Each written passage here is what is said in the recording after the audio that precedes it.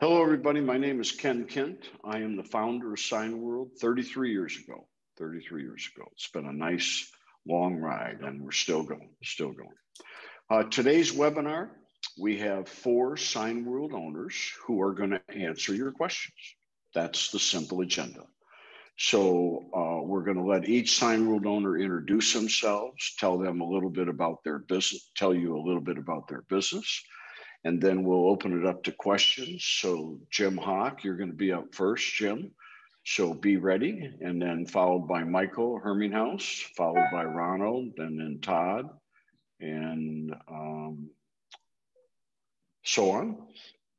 And then just continue to ask questions. And each time you ask a question, all 4 Signworld owners will answer your question from their perspective, from their experience. So without further ado, say hello to Sheree. Sheree is our Director of Marketing. Give us a wave, Sheree. And let's start with Don Conklin. Don, are you ready to go? Born ready, Ken. Come on. All right. Don, tell us about yourself and your business. All right. My business, Pinnacle Custom Signs. We're located in Buford, Georgia, which is outside of Atlanta. Started 10 years ago. We have 12,450 square feet of space that my wife and I myself own. We have 20 employees, and we do signage nationally. And your projected gross sales for 2021? 3.8, I think, is what we're going to hit this year. 3.8 million.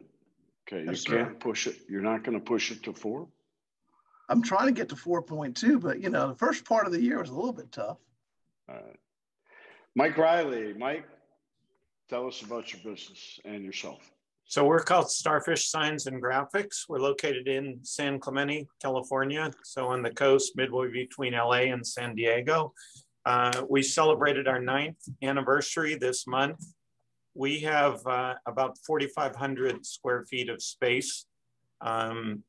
And we have 6.5 employees. We do a lot of different things, but I guess our specialty, if you described it, is large and complex projects. We like high-rise signs. We like projects that involve lots of moving parts. That's kind of where we've oriented ourselves. And Mike, your projected gross sales for this year?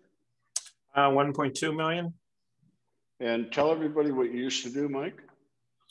Well, my training is biochemical engineering. I've worked in a variety of R&D and operations roles, mostly for multinationals. Okay. And Don, did you tell everybody what you used to do? I did not. I used to be a customer operations person in telecom. Okay. And Christian Boulanger. Christian, come off of mute and tell us about yourself and your business. Good morning, Christian Boulanger. Company is Signs à la Carte in Westchester, Pennsylvania, which is the suburb of Philadelphia. And I am in business for 3.5 years. So I'm not, I'm the young kid on the block. And even though it doesn't look like it, but our facility is 2,600 square foot. And it's like when you are a teenager, you know, your clothing is too short.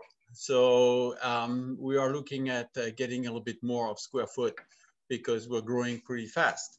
We have 3.5 employees, 0.5 because we have somebody doing some marketing for us. She lives in Cape Cod, but she's on the payroll for us and she does a great job for us and we keep her. Our sales projection for the year is going to be 400,000, which is a big growth compared to the previous year. My background is I was a supply chain executive worldwide, traveling 5 continents. So now I'm sitting in here and I'm really happy with that. Okay.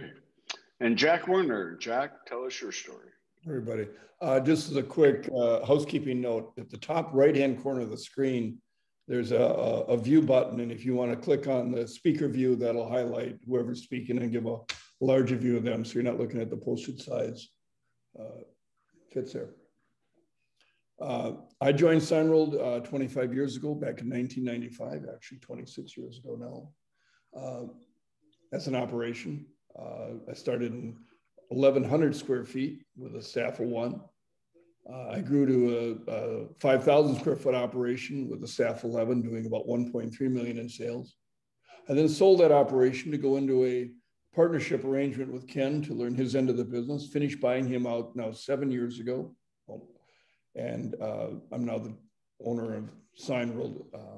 So when I speak today, if it goes to my experience running a sign operation, I'll speak from that perspective. If it goes to more to training and policy and things like that, I'll speak from that perspective. Depending on the question, I might answer one way or the other.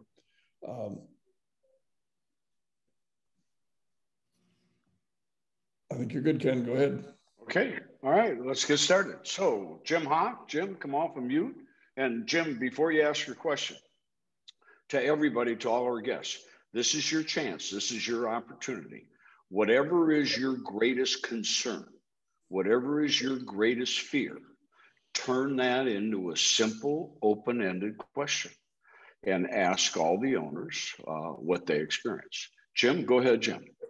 Yes, sir. Thank you. I think I'm off. Can y'all hear me? Hear you fine. Okay, good. So I guess my biggest concern, and thank you, team, for showing up and doing this.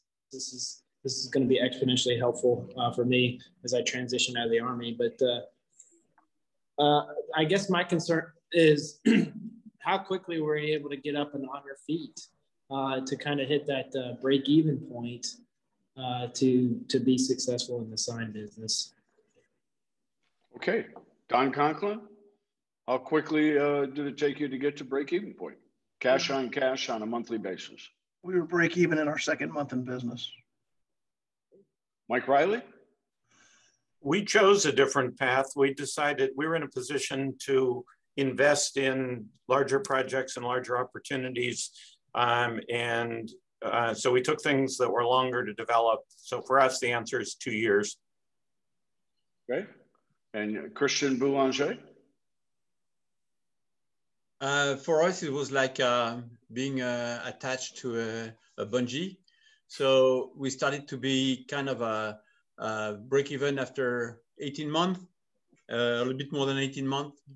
And then COVID hit and we went back down, but now we're back up big time. Jack Warner? I was actually cash positive my first month in business. Our average is about 6 months. Okay. Mike Riley, I was a little confused. It took you 2 years to break even on a monthly basis, cash on cash? Yes. Did you draw any salary during those 2 years? We didn't, no, but as I say, I don't want to take the time here, but because of severance payments and acquisition bonuses and things like that, it made sense to invest in the business and, you know, take advantage of the tax benefits. So it was a choice to spend money on people and equipment earlier than we needed it. You didn't want nor need the income. I wouldn't exactly say it like that. I'd just say it was, our accountant said to do it this way. It was advantageous. Got it. Okay. Okay. All right. Michael Herminghaus, come off of mute. Michael, go ahead, Michael. Yes, hello. My understanding is that the first employee that you hire with the help of Signworld is very important for the success of your business, at least for the initial success of your business. My question to the owners is, how did that work out for you, getting support to find this first employee, and is he or she still with you? Okay. Don Conklin? It was a very easy process. Signworld helped us vet several people, hired the first guy. He was very helpful to the business. He was with us for 3 years before he moved on. Okay. Mike Riley? It's an excellent question. You say hiring the first person is important. Hiring every person is important. We did start with an emphasis more on hiring for experience. And then as we became more experienced, we went to our preferred model as hiring for the right interpersonal and emotional intelligence skills. So our first employee was with us for about 6 months. And what I would say is every employee was a step forward until we got to, 3, 4, 5 years where we really had a team that we were very pleased with. Christian? Well, our first employee, and I'm very much in line with what Mike just said, is just like our first employee lasted 18 months. It was a great help to start the business because very knowledgeable, but I realized that it was not a fit in terms of personalities. And that's where I let him go, and I went through a couple of instances then. And again, we went to 0 employee last year when the COVID hit, and now we are hired back four people. So yeah, that's how it is. Our first employee lasted 18 months. Good. Jack? We'll spend a lot of time in training, teaching you HR, give you a full HR manual. We'll then give you the ads to place, tell you where to place the ads. You'll do the preliminary interviews to interview for fit. We'll do the talent interviews, making sure they know the hardware, the software, how to make signs. Your first employee should be a journeyman sign maker with 5, 10, 15 years experience, capable of designing, printing, and assembling and installing it. I also encourage you to have other Signworld owners help you interview. They've got more practice at it, and they might identify red flags. And then pay for a day's wages. Have them go work in another operation for a day or two and see how they actually perform on site. A lot of help. There's a workforce out there. As there's competition out there, there's somebody working down the street that would really prefer working for you than where they're at. And so we'll help you find them and help test them.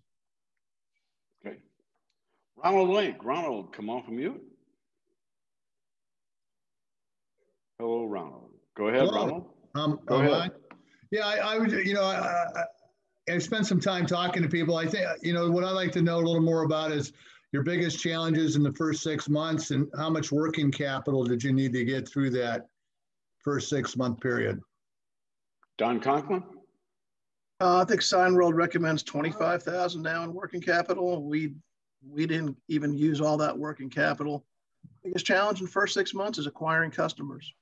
And still the biggest challenge is continuing to acquire customers. That's the biggest challenge that you'll have. Mike Riley? I felt that the biggest challenge was pricing. And, when I ask about pricing, everyone would tell me about costing. I knew how to do costing, but to me, pricing is understanding what the market will bear. We did a lot of trial and error work, collected a lot of data, did a lot of benchmarking, and eventually got to where I feel like we're pretty good on pricing now. But that was a challenge starting out because it was a new industry for me. And by the way, Mike is now so good at it that he teaches pricing to the new Signworld owners. Thank you very much for your ongoing teaching efforts. Christian? Well, the biggest challenge was to make sure that we have enough work to feed our employees and sustaining work. That means we had some months where we killed it and some months where we dried it. Is to be able to get enough business in, and that was our biggest challenge. And especially when you're not like me, you're not a sales guy. And so you have to kick your butt pretty much every day to go and do the sales, what Ken and Jim are telling you. And sometimes it's out of your comfort zone. And but that is critical for your business. Okay. Jack? Biggest challenge, I think, in the beginning is, as I said, finding customers, learning what a sign is, learning who your customer base is, defining processes. There's a lot of moving parts to getting a business going from scratch. There's a lot of training, a lot of support. You got to participate. The good news is you're working for yourself, so the boss appreciates every hour and effort you put into it. Our working capital that we recommend is 25. Most Signworld owners will tell you they fit within that. but always prudent in business to be overfunded. So if you can put some extra monies into that, not expecting to need it, but knowing I have it if I need it is wise and prudent. Okay. Todd Mullins. Todd, come off of mute.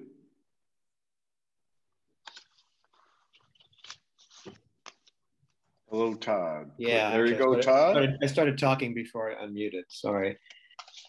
Sort of a related follow-up to the last round of questions is that I have is tell us, I'd like to know about your own startup and launch strategies for when you did get started and how you developed your business and some of the strategies you employed. It's question one. The follow-up on that is how did you develop your type of expertise? I know each of the Signworld owners kind of develops their own market specialties. And so I'd be interested in hearing that from each of you. Okay, Todd, that's two questions, which is fine, but let's take them one at a time. So go back and give us a short version of the first question. I'd like to know about each of your startup strategies for obtaining new business from, from zero. Don Conklin, what was your startup strategy for getting new customers? I'll launch our website early and go to as many networking meetings as I can in the first 2 years. That's how we acquired customers and marketed. Mike Riley? Well, I'm an engineer by training, so what I like to do is experiment. We have a saying here that if it's not unsafe, illegal, or costs too much, just do it. So we would try lots of projects. One, it's more of a tactic, but one in particular is we would do profits with nonprofits and price them at break even, and we called it getting paid to learn. So that was one of the things that we did.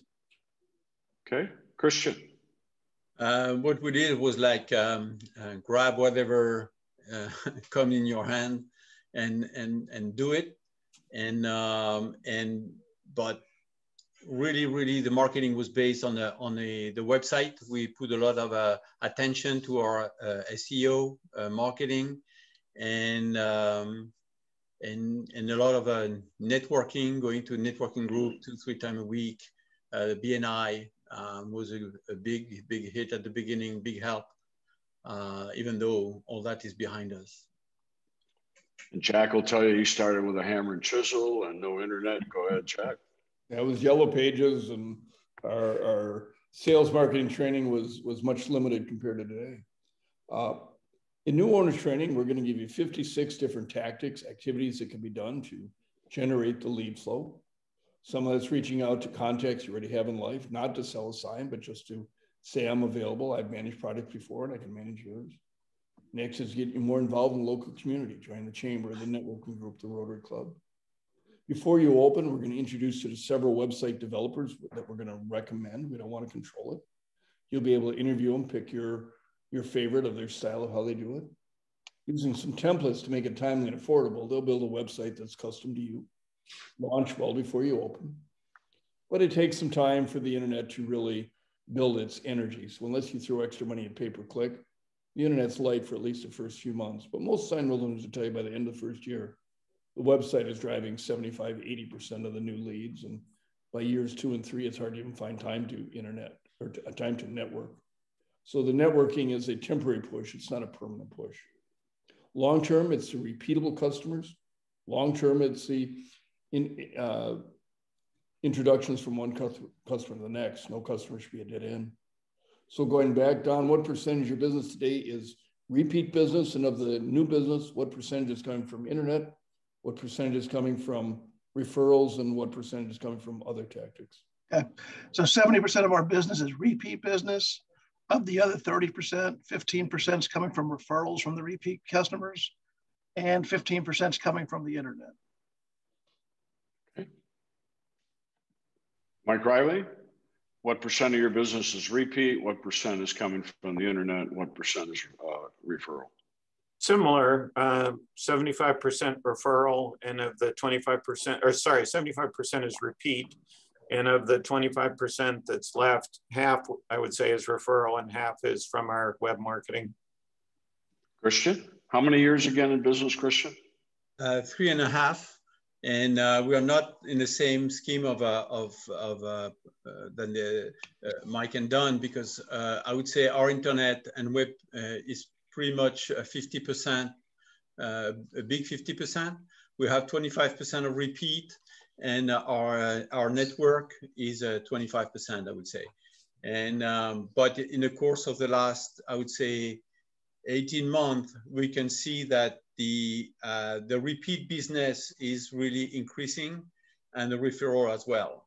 So our growth comes both from our marketing and the website, but also very much also from our customer base. Okay. Todd, we'll come back to you for your second question. Let me have the others have a chance first for a first question. So Thomas, not sure of your last name, Thomas, come off of mute. Tom Bylick, is that who you're looking for? Yep. Right, Thomas Bylick, got it. Okay. Yep, I am, I'm in Gwinnett County, Georgia, so I'm down the road from Don by just a little bit. Anyway, question I have is basically coming into this, you know, I'm not going to be the only game in town. You guys weren't the only game in town. So how did you go ahead and stand out from everybody else that's out there and printing and making signs? Don? I'll tell you, it's customer service. Quite frankly, your competitors are going to be sign people trying to run a business, and you're going to be a business person trying to run a sign company. It's much more difficult to run a business. So your competitors are going to be, if you've ever hired a contractor to work on your house, and you know how unreliable they can be over time, that's who your competitors are. All you got to do is be there for the customer, doing what the customer wants you to do, and always statusing the customer. And you'll never lose a customer because they don't get that from the other sign companies in the marketplace. Mike Riley? I mostly agree with Don, but I would add a few nuances. I think part of what you'll discover in the first year or two is what is your strategy? Like we said here, are we Nordstrom's, or are we Target, or are we Macy's? And you know, you set your pricing and your service levels and so forth accordingly. Where we've gravitated towards is, I mentioned upfront, complex projects. It seems like there are fewer competitors who are skilled at managing projects that involve, you know, difficult signs or 500 or 1,000 signs at a time. So that's the niche that we've found. Okay. Christian? I would say that we didn't pay much attention to our competition. We focus on what we are doing in customer service. And to be honest with you, I can say that we don't lose much on competition. The deal we lose them ourselves by not responding fast enough, by not being super on customer service. So it's more you losing the deal than your customer taking it from you, your competitors taking it from you. And like Mike said, you're going to find your niche. And I have 10 competitors around me, but I can tell you today that there's at least 5 of them where I don't really compete with, or because they are so big that they are in a different ball game, or because they are geared up to banner, yard sign, some simple lettering and things like that. And that we just don't take that business no more. Jack? You know, signs have been around since the Stone Age, so there's a lot of competition out there. It's a crowded market. It's not a saturated market. There is room for you. You can take market share away from underperformers and then move up onto bigger and bigger projects. Honestly, if you show up for the appointment on schedule, you're an anomaly. If you can get the quote back quickly, you're another anomaly. And then if you manage the project effectively, you're another anomaly. And then if you have coaching from Signworld getting you to work on the business, not being stuck working in the business, you're again an anomaly. Okay. Daniel Herminghaus, come off of mute, Daniel. Yes. Go ahead. Okay, so my question for you guys was, the initial startup equipment, did y'all find that was enough to really get going, or did y'all find that you were purchasing extra or updated equipment very early on? Don Conklin, the startup package, how long did you use that only before you bought more equipment, and at what point in time? I would tell you that it was 2 years before we had to buy any additional equipment. The Signworld package was plenty enough to be able to do most of the signs that we did. And we just started adding equipment when we started bringing outsourced stuff in-house. So 2 years, same equipment package as Signworld started us out with. Okay. Mike Riley, how long did the startup package last before you bought additional equipment? You know, there's small things that you buy along the way, but excluding those, it was about 4 years. And the first big purchase was the CNC router. And then just last year, we purchased a flatbed printer. So those are the two big items that we've added. Okay. And Christian, 3.5 years in business. Are you still with the startup package? Have you bought anything big? No, we didn't move on this year. We bought a CNC router, and we had also an opportunity to get a laser color engraver for a very good discounted price. So we took the package with it. It was not planned, but you know, sometimes opportunities what makes your business grow. And the reason why we went that way is because again, strategy. We didn't want to do yard sign and some, and we want to increase the average orders. So we figured that if we get a better understanding and an offer to our customer, we can give a business a much better business into the monument sign, push through, cut acrylic, and all that. And the business is coming, even though you know you buy the machine, you don't have the business, but the business comes with that. It's some. Okay. And do we have a guest who is on the phone only? Area code 720-440-3430. Would you like to ask a question? If so, come off of mute. Introduce yourself, please. Ken, if I can go back to the question. Jack, did you want to start your slideshow as well? I want to go back to the last question.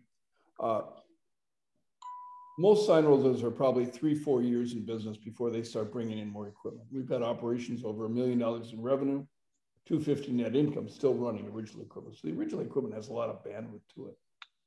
The ones that have brought in more equipment, it wasn't because they weren't able to service projects that couldn't do in the back room, but we have a roster of manufacturers who'll fabricate the useful things for them. Some Signworld owners are going to choose to stay wide and shallow and just run original equipment and continue to outsource those products. For others will bring in the equipment and focus on those niches, grow a little bit more narrow and deep. So it's figuring out later on what direction you want the business to go. And Jack, can I make a comment to that real quickly for you? So every time we bought a new piece of equipment, it wasn't to lower our costs, really. It was more to deliver more quickly to our customers, because our competitive advantage is our speed of service to our customers. So as Jack said, I could have gotten the signs I'm making from someone else. Every time we bought more equipment, it was just to increase that speed of service to the customer, because that was our competitive advantage. Okay. I would completely agree with that. And I see it every day right now. So I've got 3 slideshows that I'm going to show while we continue with questions. The first one just shows some of the operations inside and out. So you can see how unique and different they are. We're helping you build your world instead of conforming to ours. The second one goes to showing you what is a sign in 3 parts. The first part is what is made in-house with the original equipment, followed by the outsourced projects, and then followed by unusual projects, things you might not have considered as a sign. The third slideshow goes to some of our Wall of Fame, showing you some of the larger and more unique projects that Signworld have done. So Ken, go ahead and continue with questions and I'll start the slideshows. Okay, so we'll go back to Todd Mullins. Todd had a second question. And then if anybody else has more questions, go to the bottom of your screen and click on raise hand, and then we'll call on you with your hands raised. Todd Mullins, Todd, do you want to come off of mute? And do you have another question? Yeah, the other question was, how did you develop your expertise in your particular areas? Okay, Don Conklin, how did you develop your expertise? I hired other people who had expertise in the business, quite frankly. I don't know how to design a sign, make a sign, or install a sign, but I got a lot of people that can do that for me, quite frankly. Mike Riley?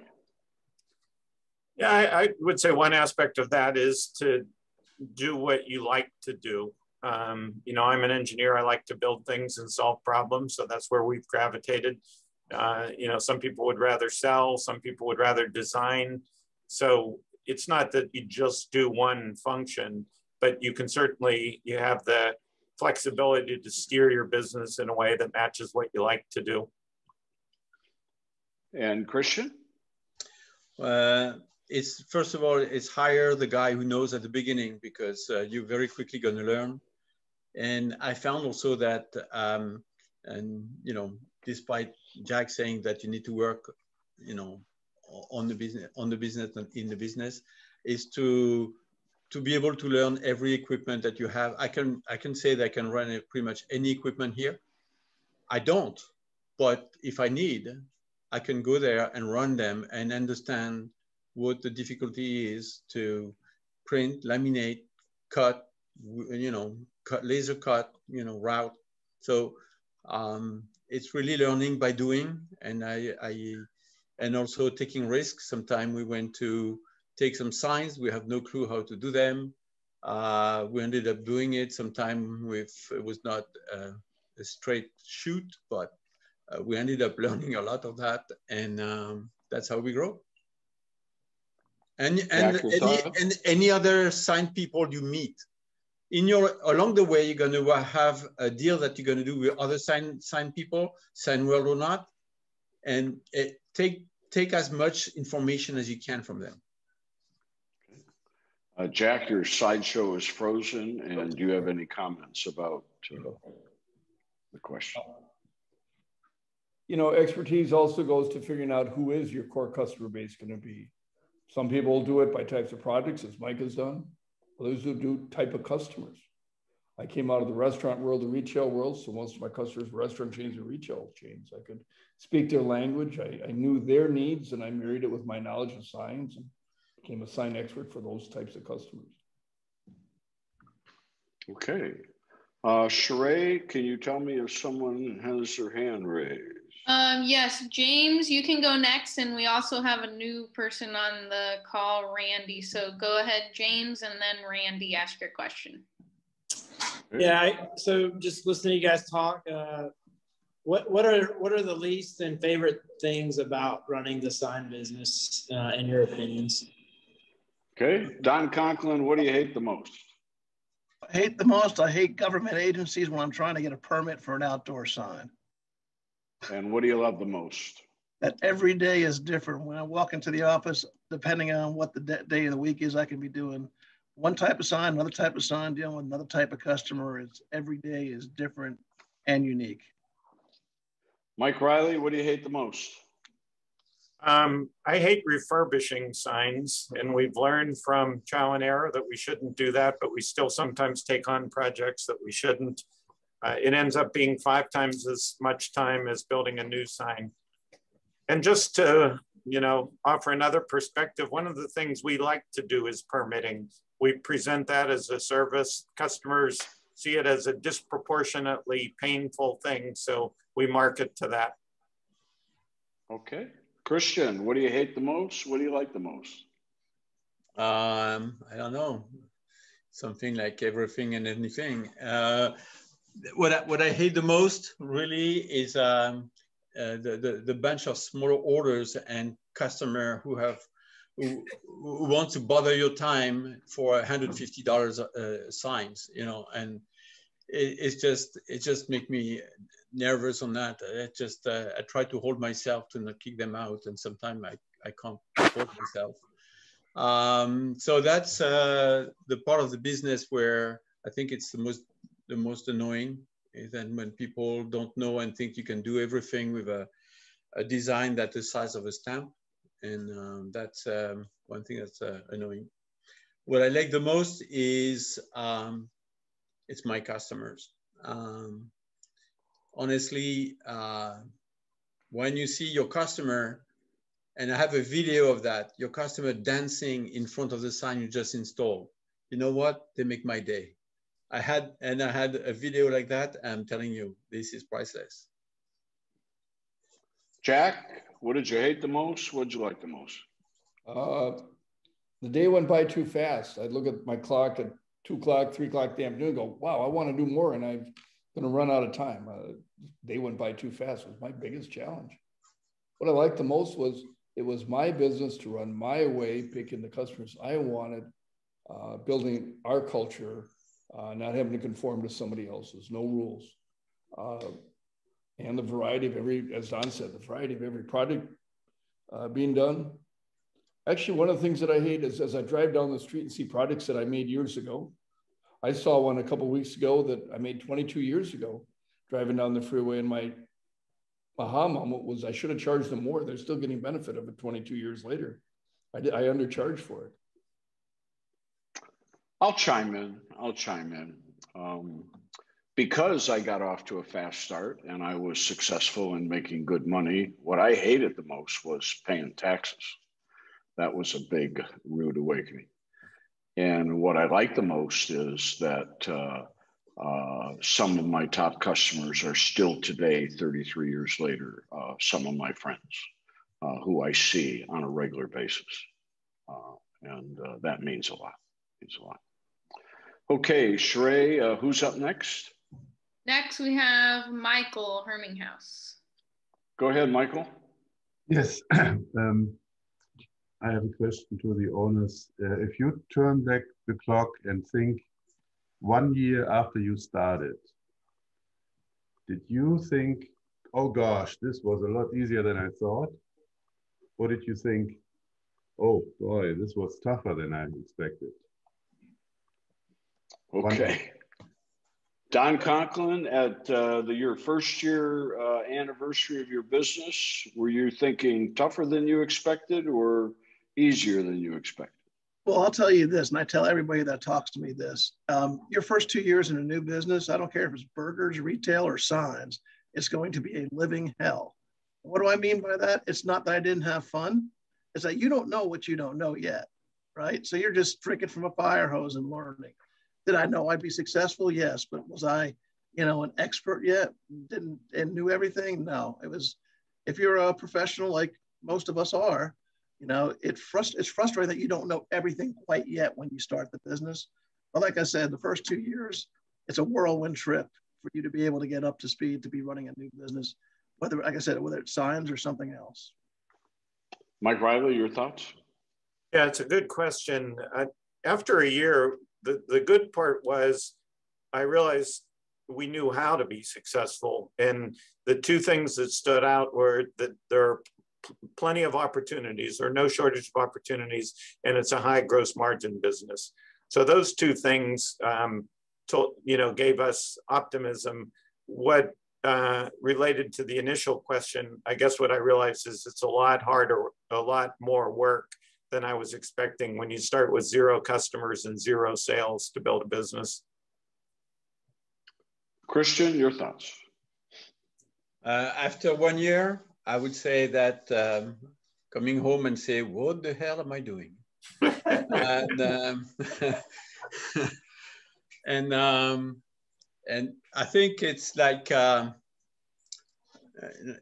says, at the beginning, it's a new business. So especially when you have no clue what a sign is, and you're going to have a day where you're going to say, shit, why did I do that? And the next day you're going to come home and say, hey, let's have a drink because that was a super nice day and I really love it. And do I have to do it again? I'll do it again. But first 2 years is hell. And then it's still hell. But you like it. At the end of the first year, I was having a ball. I couldn't wait to go to work. I slept well. We were busy. It was a lot to learn, but I was in charge of it. Wish I'd done it earlier. Best decision I ever made. Don Conklin, was it a good decision for you? Oh, absolutely. Mike Riley, was it a good decision for you? Yes. Christian? No doubt. No doubt. Okay. Sheree, does anyone else have their hand up? No one has their hand up currently. Does anybody have another question? Oh, Ronald Link hand. It went up and then down. Yeah. Just a quick question, and just curious on turnover. It sounds like you have small teams that have been with you for a while, and I know the labor, you get a lot of transition in the world right now.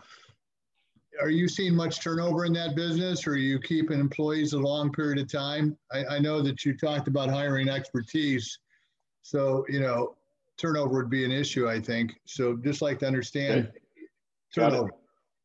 Don Conklin, turnover. Turnover is not a huge issue. I mean, the people that we hire that we want, for the core 15 people that we have, we've kept them. We pay them well and things like that. It's sometimes the journeyman positions, the entry-level positions that is hard to find people that want to work today. So sometimes we have a little bit more turnover on the entry-level positions, but for the most part, there's plenty of labor out there if you can find people who want to work, and turnover is not a huge issue. Mike Riley, turnover? We've kind of settled on a model. I read that McDonald's has a turnover of more than 100% per year, and that's their business model. They make that work. They have the hiring and training processes to make that work. We've kind of settled on a model. We have two key employees who are out right now on maternity leave. And, kind of where we are is we plan for people to be with us for about 5 years on average. And that's our experience. When it's longer than that, fantastic. But we want to have the systems in place that amount of turnover would not be a problem for us. Christian, turnover? Just in 3.5 years, we got 8 employees different.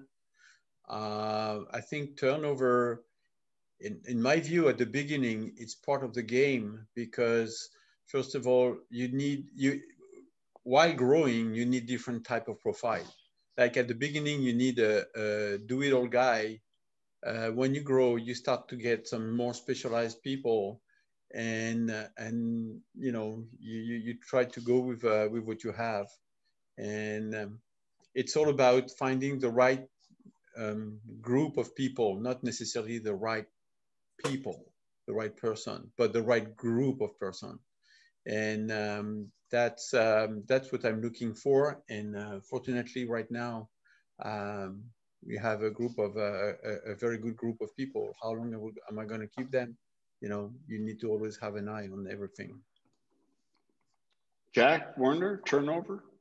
You want to hire carefully and then nurture the staff. I had a crew of 11 when I sold. My oldest one was my second employee. I had others that were there for 6, 7, 8 years.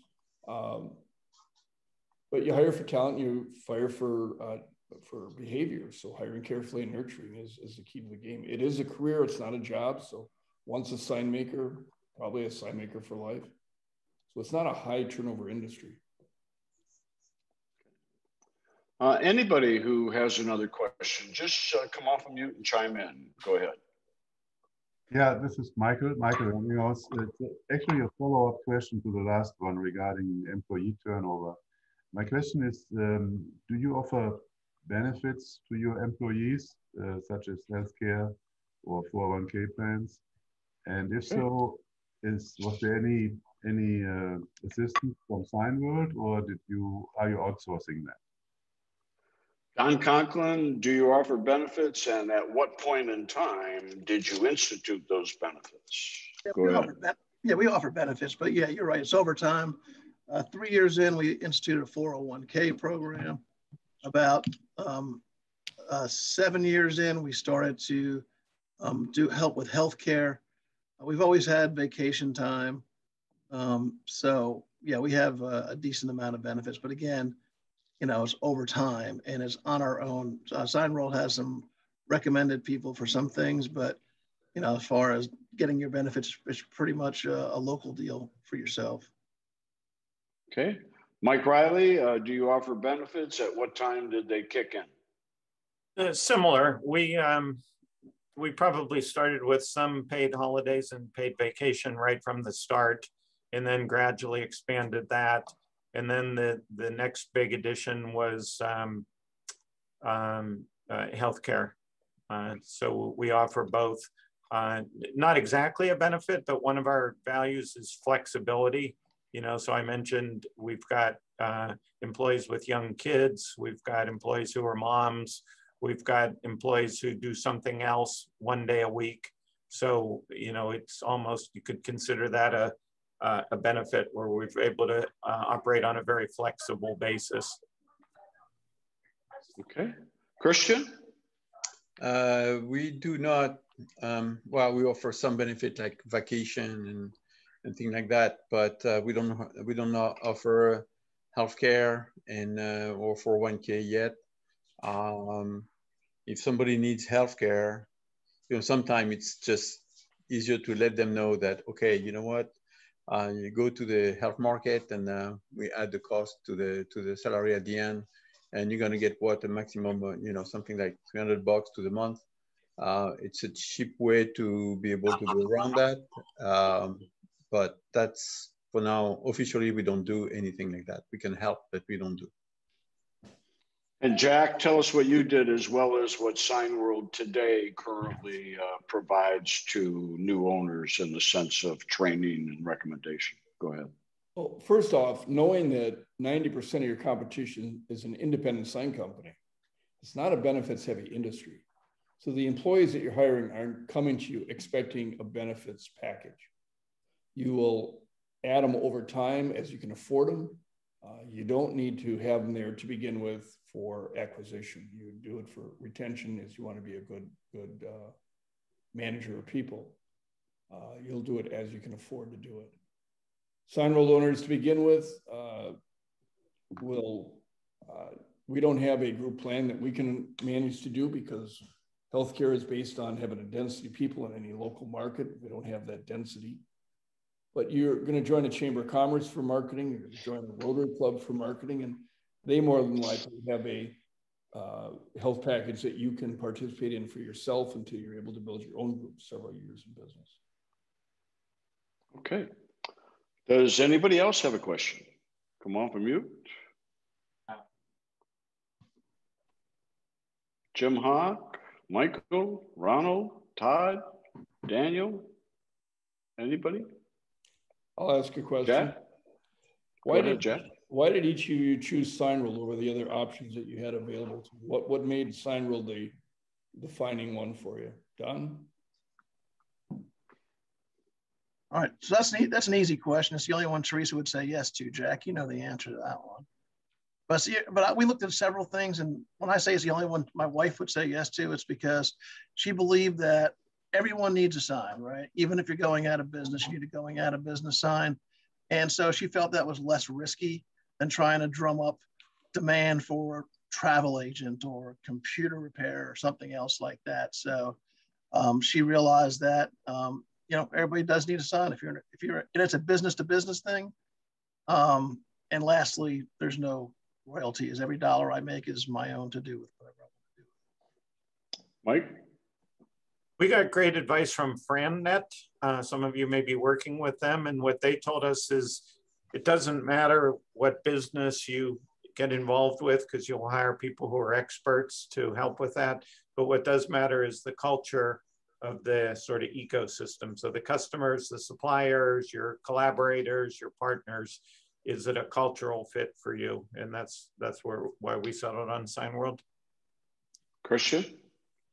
You know, a lot have been said already. I think it's really the business to business that attracted me, and also building my own business with not like a franchise over me that's going to tell me what to do, but with me, I wanted to do my own thing and having a strong support from a group of people who are very skilled.